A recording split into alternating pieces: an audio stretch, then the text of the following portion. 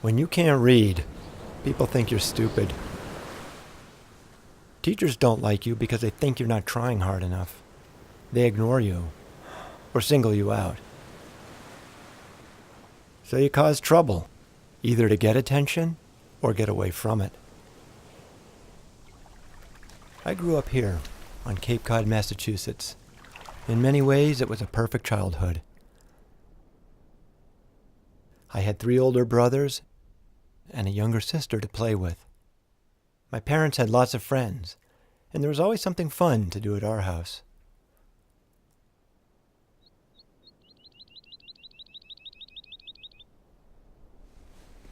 But then school started. I liked kindergarten. I was an excellent napper. I could stack blocks like a champ. Everyone liked me. But there was a workbook for copying letters.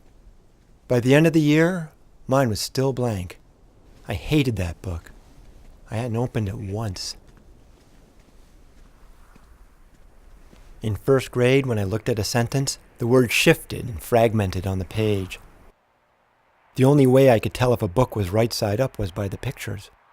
When I was called on to read, I panicked. I created such mayhem, I was expelled from 2nd grade. By 3rd grade, I'd been in and out of 3 different schools. By 4th grade, I learned to fly under the radar and be invisible. Or just disappear.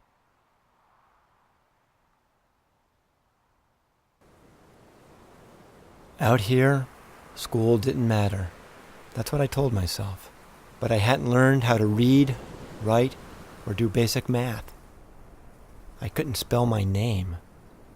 It's clear now that I was dyslexic. Sometimes in life you can identify the moments in which everything changes. I didn't realize it then, but now, 40 years later, I know that the moment I entered 5th grade, my life changed. And it was all because of my teacher. In the 1970s, in the few buildings that were left of the abandoned military base, Camp Wellfleet, a small public school called the Clinical Teaching Center opened. My classroom is on the right side, in the center. There's nothing left of the buildings now. It's just forest.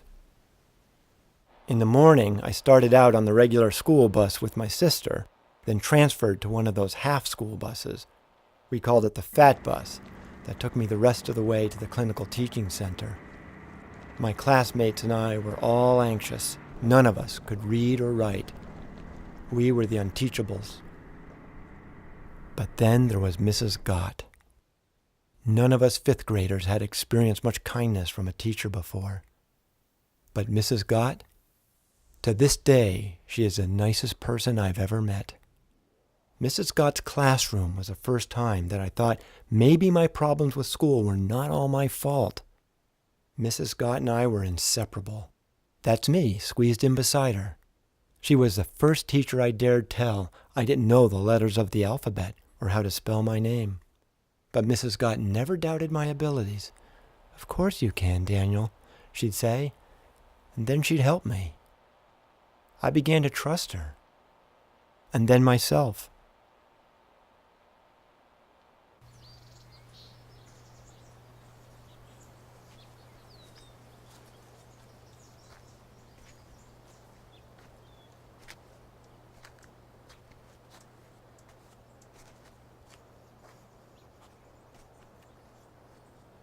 Yeah, it's this way.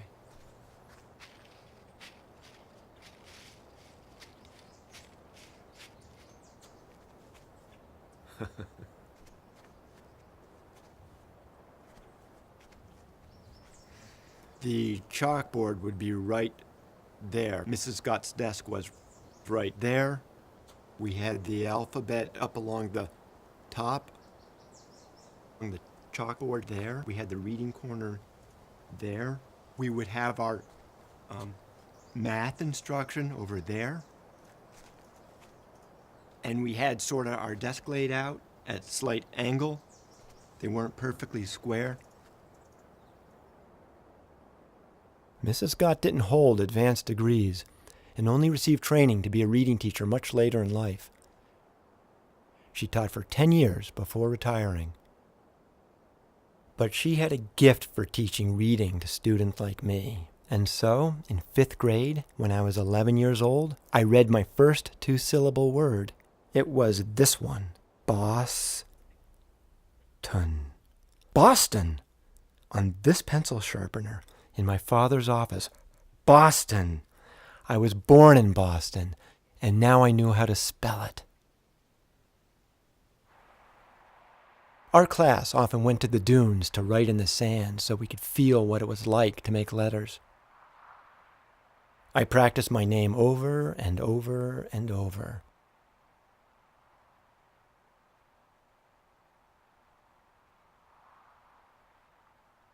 Mrs. Gott always let us explore at our own pace, and what happened is that learning stopped being so scary. It felt like fun. My shame and anxiety slowly diminished. I was not just learning. I was learning that I could learn.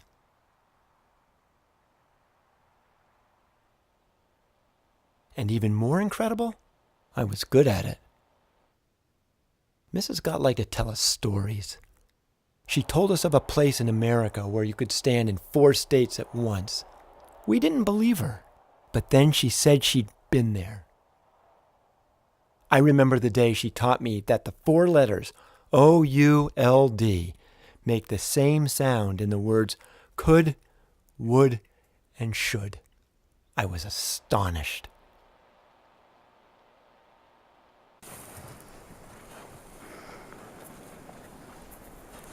This is what's left of the Marconi Towers, where the first wireless transatlantic communication took place in the early 20th century. Mrs. Gott said the towers had received distress calls from the Titanic. The Clinical Teaching Center was near here, and my classmates and I played among the ruins. Our school was later named the Marconi School, and it has always struck me as ironic that in this place of communication, there was once a school for kids with communication problems.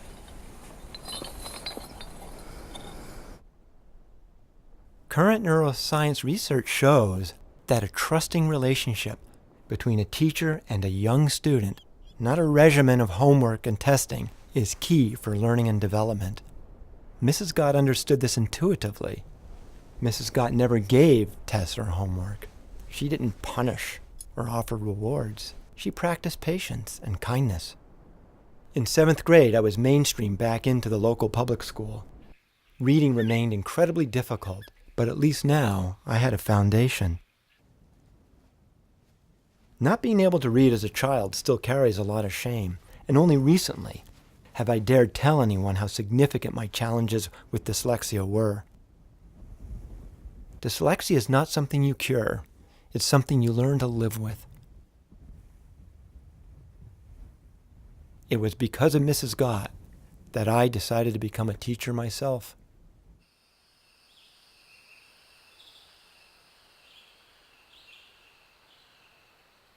In consulting with new students, I ask what they like most about a teacher. They always say, "I like it when the teacher is nice."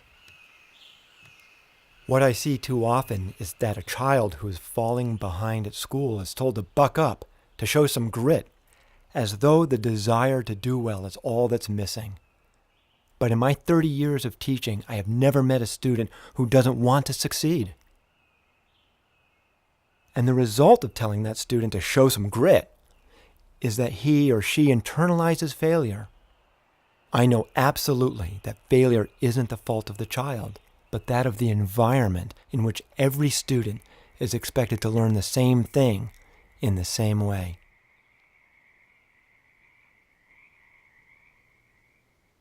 I called Mrs. Gott every year on her birthday, including her 98th, her last. She was always among the first people I called when I achieved a new milestone, like when I graduated from high school as class president, or when I earned my master's degree in education from Harvard University, and when I earned my PhD from UCLA. She was never surprised, and her response was always the same. She'd say, "Of course you did, Daniel."